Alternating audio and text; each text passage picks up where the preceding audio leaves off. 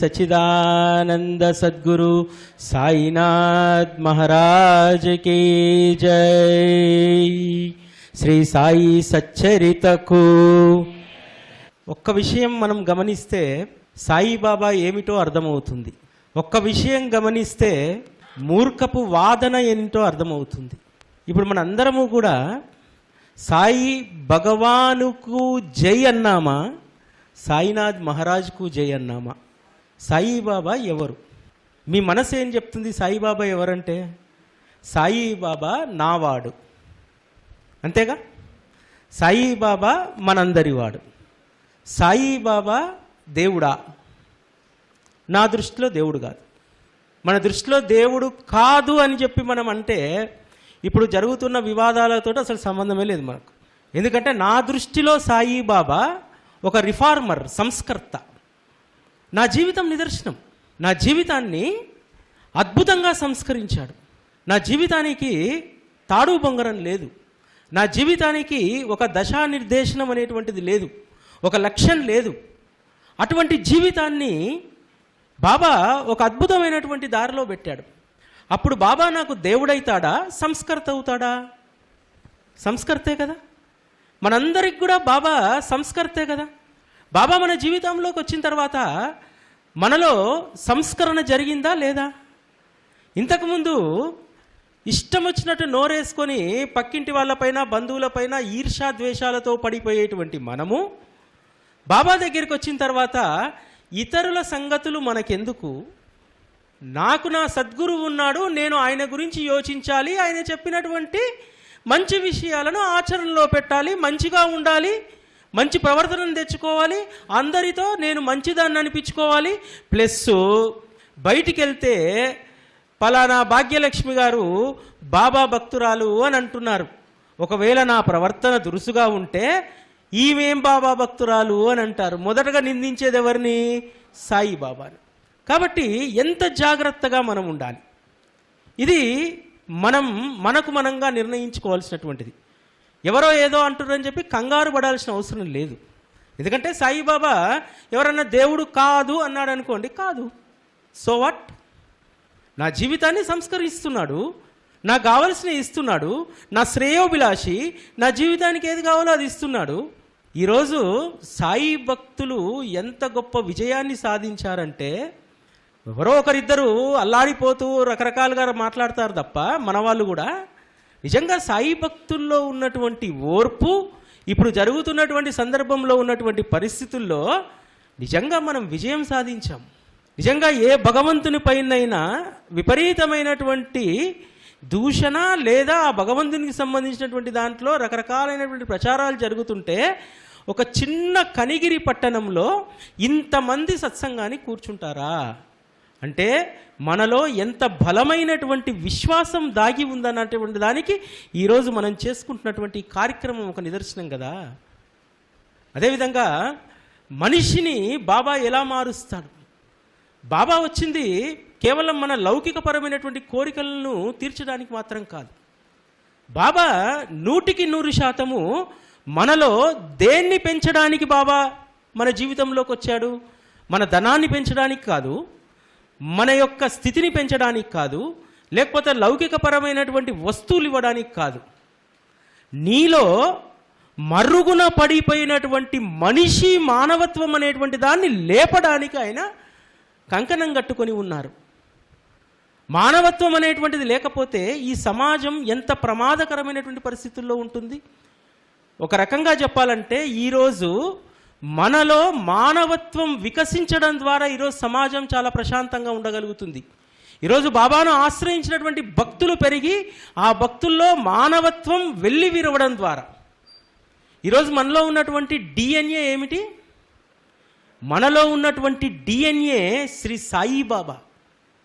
మామూలుగా ఒక తల్లికి తండ్రికి 2 కొడుకులో 3 కొడుకులో పుడితే ఒకే డిఎన్ఏ ఉంటుంది. కానీ ఈరోజు దేశంలో కొన్ని కోట్లాది మంది ప్రజల్లో ఒకే డిఎన్ఏతో ఈరోజు ఉన్నారు. వారే సాయిబాబా భక్తులు.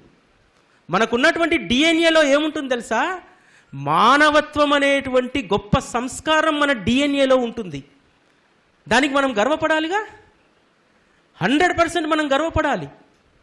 ఆ DNA ఉండడం వల్ల ఈరోజు సమాజం ఎంత ప్రశాంతంగా ఉండగలుగుతుంది, ఈరోజు భక్తి మార్గం, సాయిబాబా భక్తి మార్గం ఎంత అద్భుతంగా ఉండగలుగుతుంది. దానికి ప్రధానమైనటువంటి కారణం మన అలౌకికమైనటువంటి తల్లిదండ్రులు అందరికీ ఉంటారు, కానీ అలౌకికమైనటువంటి తండ్రి మనకు శ్రీ సాయిబాబా. ఆ అలౌకికమైనటువంటి తండ్రి చేతిలోకి వెళ్ళిన తర్వాత మనకు తెలియకుండానే వారిలో ఉన్నటువంటి DNA, మానవత్వం అనేటువంటి DNA మనకు వచ్చేస్తుంది. బాబా యొక్క మానవత్వం అనేటువంటి DNA ఎలా ఉంటుందో తెలుసా? మీరందరూ అనుకుంటున్నారు బాబా శరీరంతో ఉండగా భిక్ష చేశారు, చేసినటువంటి దాన్ని జీవులకు పెట్టారు, ఆయన స్వయంగా అన్నం వండారు, ఆకలితో ఉన్నటువంటి వారికి భోజనం పెట్టారని చెప్పి. సాయిబాబా సమాధి అయ్యారు, సాయిబాబా యొక్క ప్రత్యక్ష రూపం ఇప్పుడు లేదు అని అంటే నేను ఒప్పుకోను. సాయిబాబా ప్రత్యక్ష రూపం ఇప్పటికీ కూడా సజీవంగా ఉంది తెలుసా? సజీవంగా ఎక్కడుంది? సాయిబాబా సజీవ రూపం షిరిడిలో ఉన్నటువంటి శ్రీ సాయిబాబా సంస్థాన్. సాయిబాబా సజీవ రూపం కనిగిరిలో ఉన్నటువంటి శ్రీ సాయిబాబా దేవస్థానం. ప్రతి ఊరిలో ప్రతి పల్లెలో వెలిసినటువంటి శ్రీ సాయిబాబా సంస్థల యొక్క ఉనికిలో శ్రీ సాయిబాబా సజీవంగా ఉన్నారు. సాయిబాబా లేడు, సాయిబాబా రూపం లేదనడానికి లేదు. సాయిబాబా 100% సజీవంగా ఉన్నారనడానికి నేను ఒక్క 4 సంఘటనలు మీకు చెప్తాను. కొల్హాపూర్ జిల్లాలో అమ్మ లక్ష్మీమాత సిరులు కురిపిస్తుంది. పక్కనే ఉన్నటువంటి సాంగ్లీ జిల్లా 2 సంవత్సరాల క్రితము విపరీతమైనటువంటి వరదలు వచ్చి రైతులు నష్టపోతే కొల్హాపూరులో ఉన్నటువంటి లక్ష్మమ్మకు కరుణ రాలేదు, రైతుల పట్ల జాలి కలగలేదు. ఎవరికి కలిగింది? శ్రీ సాయిబాబాకు కలిగింది. కలిగి ఏ రైతులైతే పంట నష్టపోయారో రాష్ట్ర ప్రభుత్వం ద్వారా 2 కోట్ల విరాళాన్ని రైతులకు అందించినటువంటి సంస్థ శ్రీ సాయిబాబా సంస్థాన్. ఉనికి లేదా బాబాది? ఉనికి లేదా?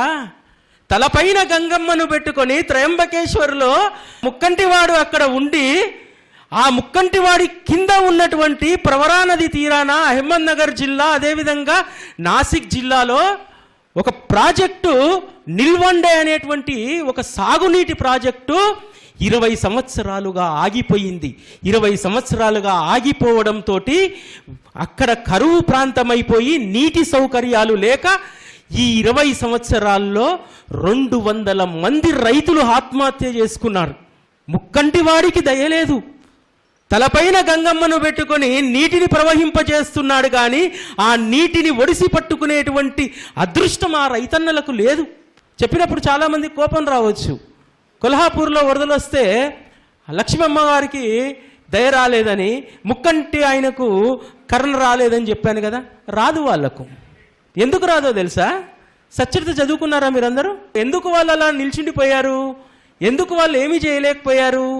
ఎందుకని? కలియుగంలో తమ భక్తుల యొక్క బాధ్యతను సద్గురువుకు అప్పగిస్తారని చెప్పి ఉంటుంది సచ్చరితలో. అందుకనే లక్ష్మమ్మ, కొల్హాపూర్ లక్ష్మమ్మ జనులను ఆదుకునే బాధ్యత సద్గురువుకి ఇచ్చింది.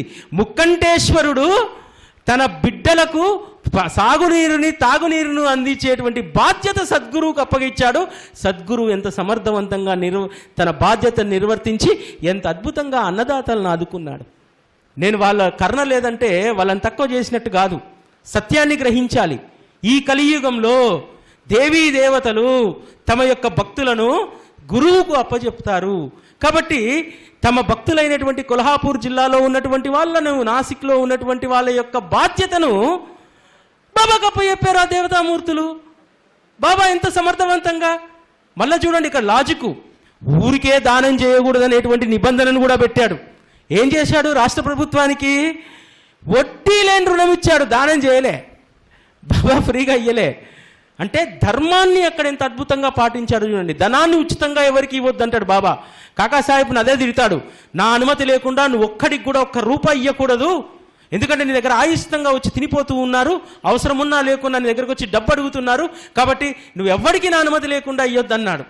శ్రీ సాయిబాబా హృదయం ద్రవించి రైతన్నల కోసం నిల్వండి అనేటువంటి ఆ ప్రాజెక్టు కట్టడానికి రాష్ట్ర ప్రభుత్వానికి ఉదారంగా డబ్బులు ఇవ్వకూడదు కాబట్టి వడ్డీ లేని రుణాన్ని 500 కోట్లు ఇవ్వడం ద్వారా నిల్వండి ప్రాజెక్టు పూర్తయి లక్షలాది మంది రైతులు ఈరోజు భోజనం చేస్తున్నారు. అక్కడ లక్షలాది మంది రైతుల కుటుంబాల్లో ఆనందం ఉంది. అక్కడ 1,50,000 ఎకరాలు సాగులోకి వచ్చింది.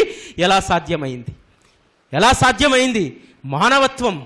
ఒకప్పుడు నేను యూనివర్సిటీలో ఉండగా మానవత్వం లేని మనుషుల్ని చూసి స్వర్గీయ అందశ్రీ రాసినటువంటి పాటను పాడుకునేటువంటి వాడిని నేను. ఈ మనుషుల తీరును చూసి మచ్చుకైనా లేడు అయ్యా మనిషన్నవాడు, కంటికి కానరాడయ్యా మానవత్వము ఉన్నవాడు, నూటికో కోటికో ఎక్కడో అక్కడ ఒక్కడున్నాడయ్యా. ఎవరా ఒక్కరు? సాయిబాబా. అంటే ఒక మానవత్వపు విలువ, మానవత్వపు చేయూత ఎలా ఉంటుంది అనేటువంటిది సాయిబాబా శరీరంతో లేకపోయినా తన యొక్క ఆత్మస్వరూపాలు ఎక్కడుంటే అక్కడ. నేను షిరిడీ సంస్థానం గురించి చెప్తే మీకు అతిశయోక్తిగా ఉండవచ్చు. నేను ఇంకొక సంఘటన చెప్తాను. ఇదే కనిగిరి గ్రామంలో 15 సంవత్సరాలుగా విద్యా పురస్కారాలు ఇస్తున్నారు, ప్రతిభా పురస్కారాలు అని చెప్పి. కనిగిరి సాయిబాబా మందిరం తరఫున 4 మండలాల్లో ఏ విద్యార్థులైతే అత్యధిక మార్కులు సంపాదిస్తారో అటువంటి వారికి పురస్కారాలతో పాటు తరువాత చదువుకోవడానికి చేయూత కోసం ఆ ప్రతిభా పురస్కారాల కింద నగదును అందిస్తున్నారు. ఇది కదా మానవత్వం అంటే, ఇది కదా అసలైనటువంటి సేవ అంటే. సాయిబాబా సజీవంగా లేకపోతే ఇవన్నీ జరుగుతాయా? సాయిబాబా సజీవంగా ఖచ్చితంగా అన్ని వారి పేరు మీద నడిచేటువంటి అన్ని వ్యవస్థల్లో కూడా సాయిబాబా సజీవంగా ఉన్నాడు. మీకు ఒక విషయం తెలుసా? నిల్వండి అనేటువంటి ఆ ప్రాజెక్టుకు ఒక రికార్డు ఉంది. భారతదేశంలో ఏ ధార్మిక సంస్థ కూడా రైతుల కోసం ఇంత పెద్ద మొత్తంలో ఇచ్చినటువంటి ధార్మిక సంస్థే లేదని చెప్పి. రామాలయానికి డబ్బులు ఇస్తే రైతన్నలు బ్రతుకుతారా? రామాలయానికి డబ్బులు ఇస్తే రైతుల మొహాల్లో ఆనందం ఉంటుందా? రామాలయానికి డబ్బులు ఇస్తే అన్నదాతల కుటుంబాలు నిలబడతాయా? సాయిబాబా షోడశోప పూజల కంటే కూడా భక్తి మార్గంలో సేవనే ఎందుకు ఎంచుకున్నారనేటువంటిది ఒక్క నిల్వండి ప్రాజెక్టుకు అకర్లేననేటువంటి ఆ మండలంలో ప్రాజెక్ట్ ఉంది. పొయ్యి చూస్తే ఇంటింటికి పోతే ప్రతి ఇంట్లో సాయిబాబా ఫోటో ఉంటుంది. మా పొలానికి కాలువ తవ్వడానికి సాయిబాబా 500 కోట్లు పంపించాడట అని చెప్తారు. ఇది కదా మానవత్వం అంటే, ఇది కదా సేవ అంటే. అరే ఆశ్చర్యం వేస్తూ ఉంటుంది. చాలామంది విని ఉంటారు, మన వాళ్ళు కూడా చాలామంది రకరకాల ఎక్స్ప్లెనేషన్స్ ఇస్తూ ఉంటారు. సాయిబాబా రోహిల్లా కల్మా చదివితే ఏదో జరిగిపోయిందట, ఈ రకరకాలుగా మీకు అందరికీ తెలిసినటువంటి తెలియని వాళ్ళకి చాలా సంతోషం. అరే అక్కడ అర్థం చేసుకోవాల్సింది ఏంటంటే, బాబా రోహిల్లా కులం చూడలేదు, రోహిల్లా మతం చూడలేదు. అరే వాడు ఒక మనిషిగా పరిపూర్ణంగా తయారు కావడానికి అరే భగవంతుని యొక్క ప్రార్థన నిజాయితీగా చేస్తున్నాడే, అందుకు కదా బాబా రోహిల్లా పక్షాన్ని నిలబడ్డది. అది కదా నీతి. అంటే ప్రతి సంఘటనలో కూడా బాబా జీవిత చరిత్రలో ఎక్కడ చూసినా సరే ఒక మానవీయ కోణం కనిపిస్తుంది. ఒక ఆధ్యాత్మిక సంస్థకు, ధార్మిక సంస్థకు అసలు వేరే విషయాలతో సంబంధం ఏమిటి? 15 రోజుల క్రితము సంస్థాన్ ఒక ప్రకటన చేసింది. మహారాష్ట్రలో కరువు ప్రాంతాలు చాలా ఉంటాయి. ప్రతి సంవత్సరం కూడా వందలాది మంది రైతులు ఆత్మహత్య చేసుకొని ఉంటారు. ఏం ఆలోచించిందంటే సంస్థాను, ఏ రైతు బిడ్డ అయితే ఆత్మహత్య చేసుకుంటాడో ఆ రైతు బిడ్డ యొక్క పూర్తి విద్యా వ్యవస్థను, పూర్తిగా వారి చదువులను మేం తీసుకుంటాము. ఆషామాషి చదువులు కాదు. 10th క్లాస్లో ఎవరైతే ఆ రైతు కుటుంబాల్లో మంచి ప్రతిభ చూపెడతారో, 80% మార్కులు వస్తాయో వాళ్ళందరినీ మా సంస్థాన్ ఇంటర్మీడియట్ కాలేజీకి పంపించండి, వాళ్ళని ఇంజనీర్లుగా, మెడికోల్గా తయారు చేసి మీ కుటుంబాలకు అందిస్తామని చెప్పి వాళ్ళకు ఉచిత విద్య ఈ సంవత్సరం నుంచి అందిస్తుంది సంస్థాన్. ఇది కదా మానవత్వం అంటే, ఇది కదా సేవ అంటే. అన్నీ అకామిడేషను, ఫుడ్తో సహా. రైతు ఇంటి యజమాని చనిపోయాడనేటువంటి బెంగ మీకు వద్దు, మీ పిల్లల బాధ్యత మాది. ఏదో షిరిడి అహ్మద్నగర్ జిల్లానో లేకపోతే సంభాజీనగరో అహల్యానగరో ఈ ప్రాంతాలకు సంబంధించినటువంటి వాళ్ళు కాదు. మొత్తం రాష్ట్రంలో ఎక్కడైతే రైతు కుటుంబాలు ఆత్మహత్యలు చేసుకునే ఆ రైతు కుటుంబాల బిడ్డల చదువు బాధ్యత మాది అని చెప్పి సంస్థానం ప్రకటించింది. ఇది కదా మానవత్వం అంటే, ఇది కదా. అంటే ఒక మనిషిలో మానవత్వం ఉంటే మహా అంటే బాబా మార్గంలో మనం ఒక కుక్కకు బిస్కెట్ పెడతాం, లేకపోతే ఒక సంవత్సరంలో ఒకసారి అన్నదానం చేయిస్తాం. కానీ శ్రీ సాయి బాబా ఇప్పటికీ కూడా తన అవతార కర్తవ్యాన్ని మానకుండా వారు సంస్థాన్ ద్వారా ఇంత అద్భుతమైనటువంటి సేవలు చేస్తున్నారు. కోవిడ్ సమయంలో మనం కూడా చూసాం కదా, మన తెలుగు రాష్ట్రాల్లో కూడా చూసాం కదా, పోలీసు వాళ్ళు రాత్రింబగళ్ళు డ్యూటీ చేస్తే కనీసం బయటికి వచ్చి మంచినీళ్ళు ఇచ్చినటువంటి వాళ్ళు లేరు. అదే షిరిడీ నగరంలో కోవిడ్ సమయంలో ఏ పోలీసులు అయితే పనిచేశారో వాళ్ళకు ఉదయం సాయంత్రం భోజనం, మధ్యాహ్నం ఆహార పొట్లాలతో పాటు మంచినీరు పూర్తిగా సప్లై చేసింది. ఆ రోజు సిఆర్పిఎఫ్ పోలీసులు షిఫ్ట్ల వారీగా జిల్లాలకు మారుస్తుంటే షిరిడిలో పనిచేసినటువంటి పోలీసులు మేము ఈ ప్రాంతాన్ని వదిలిపెట్టి పోమన్నారు. ఎందుకని?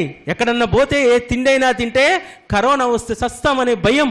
కాబట్టి మేము షిరిడిలోనే ఉండిపోతామని చెప్పి ఎంతోమంది వెలికిపోవడానికి వేరే ప్రాంతాలకు నెల రోజుల తర్వాత డ్యూటీ చేంజ్ చేస్తే పోవడానికి ఎవరు కూడా సంసిద్ధంగా లేరు. అట్లా చూసుకుంటాడు బాబా. బాబా యొక్క మానవత్వం హిమాలయాల కంటే పెద్దది. కేరళ రాష్ట్రంతో ఏం సంబంధం? 2 సంవత్సరాల క్రితము కేరళలో విపరీతమైనటువంటి వరదలు వస్తే సంస్థానం నేరుగా ఆ వరదల్లో నష్టపోయినటువంటి కుటుంబాలకు 10 కోట్ల రూపాయల సహాయాన్ని అందించిందే. ఇది కదా మానవత్వం అంటే. అరే మతం మతం మతం అని మాట్లాడుతున్నారు. మతం ఎస్, మాది సపరేట్ మతమే. మానవత్వం మా మతం. మతం కావాలా, మానవత్వం కావాలా సమాజానికి? ఎస్, సాయిబాబా భక్తుల యొక్క కల్ట్ మానవత్వం. సాయిబాబా కల్ట్ లేకపోతే ఈరోజు భారతదేశంలో మానవత్వం లేదు. మానవత్వానికి ప్రతీక సాయిబాబా కల్ట్. అందుకోసమే ఈరోజు సాయిబాబా అనేటువంటి ఒక నిశ్శబ్దమైనటువంటి విప్లవము ఎవ్వరికీ తెలియకుండా చాప కింద నీరులా దేశమంతా ప్రపంచమంతా ప్రభావితం చూపేసరికి బయటి నుంచి చూసే వాటికి ఆశ్చర్యం. అరే ఏ ప్రచారము లేదు. కనిగిరిలో ఎప్పుడు వచ్చి షిరిడి సంస్థానంలో బ్యానర్ కట్టలేదు. మీరు షిరిడి రండి, వచ్చి విరాళాలు ఇవ్వండి. లేకపోతే హైదరాబాద్లో బ్యానర్ కట్టలేదా? ఎందుకు వెళ్ళారు? బాబా చెప్పినట్టు పిచ్చుక కాలుకు దారం కట్టి లాగినట్టు లాగి మన జీవితాలను సంస్కరించి ఇక్కడ దాకా పంపించారు. బాబా చెప్పినటువంటి అన్నీ కూడా ఈరోజు మనం ప్రత్యక్షంగా చూస్తూ ఉన్నాం. రామదాసి కథ చదివినప్పుడల్లా నాకు ఇటీవల కాలంలో చాలా ఆశ్చర్యము, చాలా నవ్వు కూడా వస్తుంది. బాబా మనుషుల గుట్లను ఆ రోజే బయటేసావే. బాబా విష్ణు సహస్రనామం పుస్తకం ఇస్తే దాడికి పోతాడే శ్యామ మీదికి రామదాసి. బాబా అంటాడు, అరే సమతా మమత లేనటువంటి నీ సన్యాసం ఎందుకురా నాయనా అని చెప్పి. ఈరోజు కూడా సమాజంలో సమతా మమత జ్ఞానం ఉంది. సమతా మమత లేక బాబా పైన అవాక్కులు చెవాక్కులు పేరేటువంటి వాడి గురించి రామదాసి రూపంలో ఆ రోజే చెప్పావు.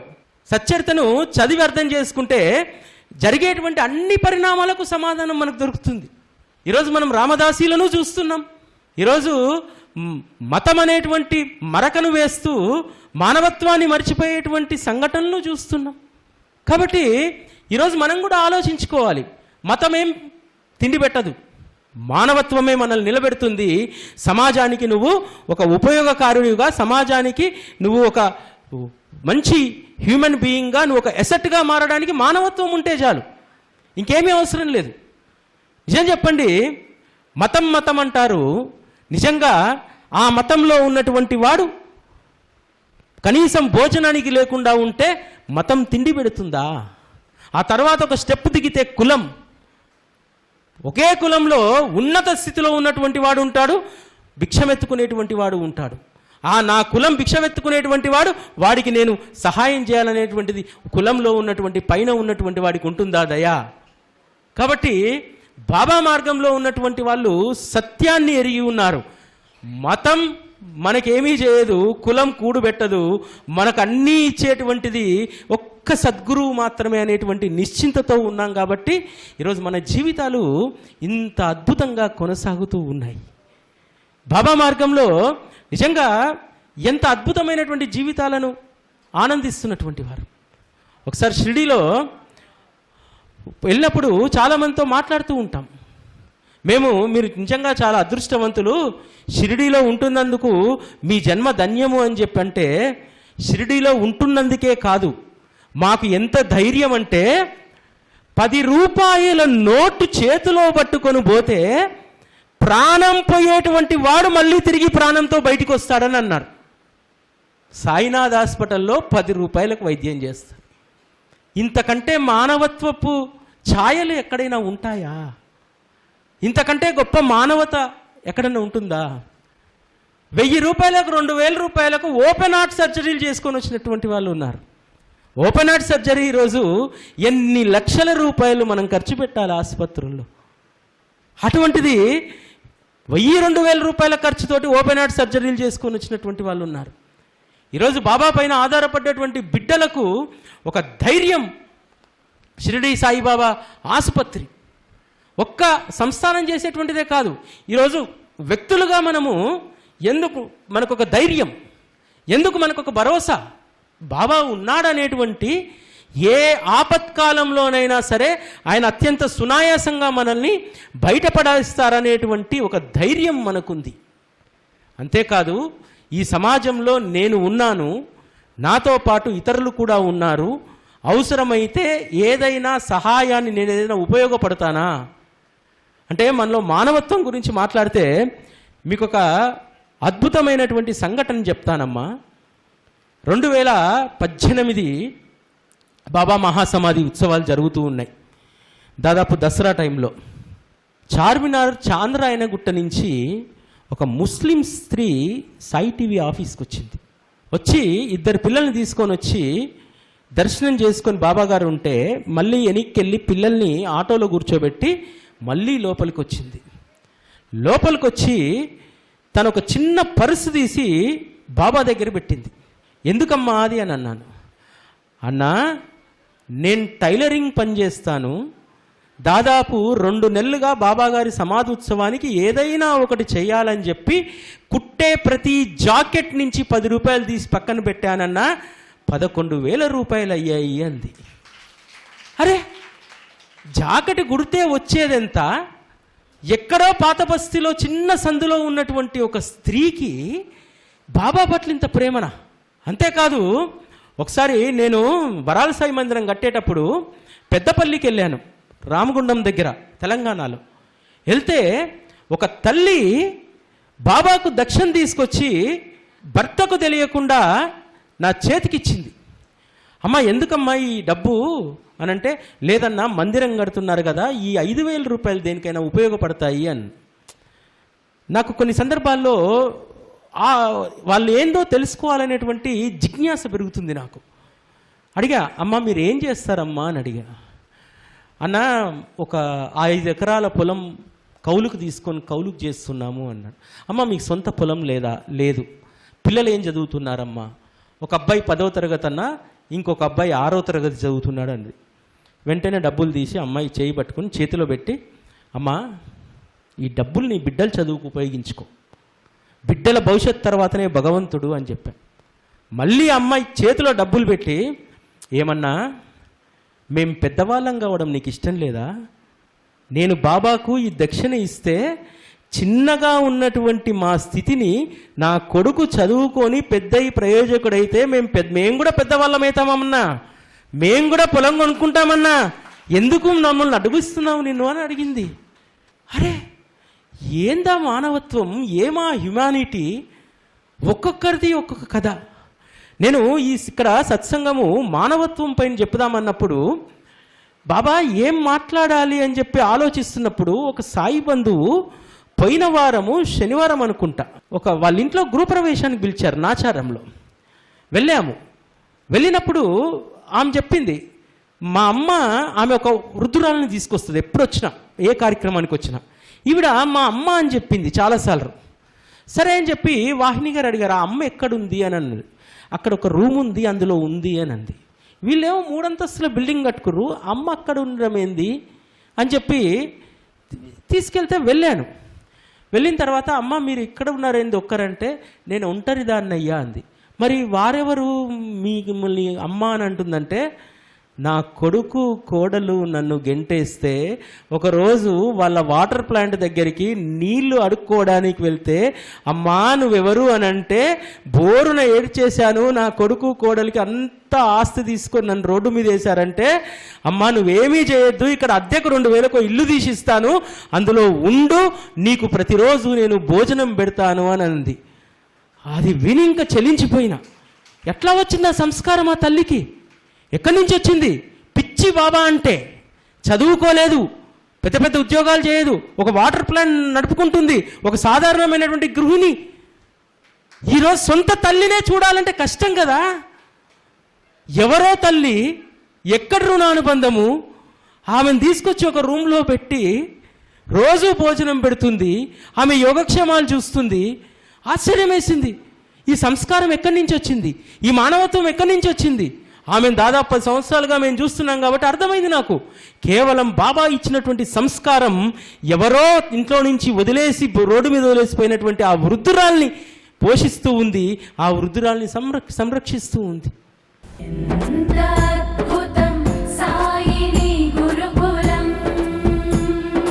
శిక్షణే తప్ప శిక్షలు లేని శరణాగతి సౌదం.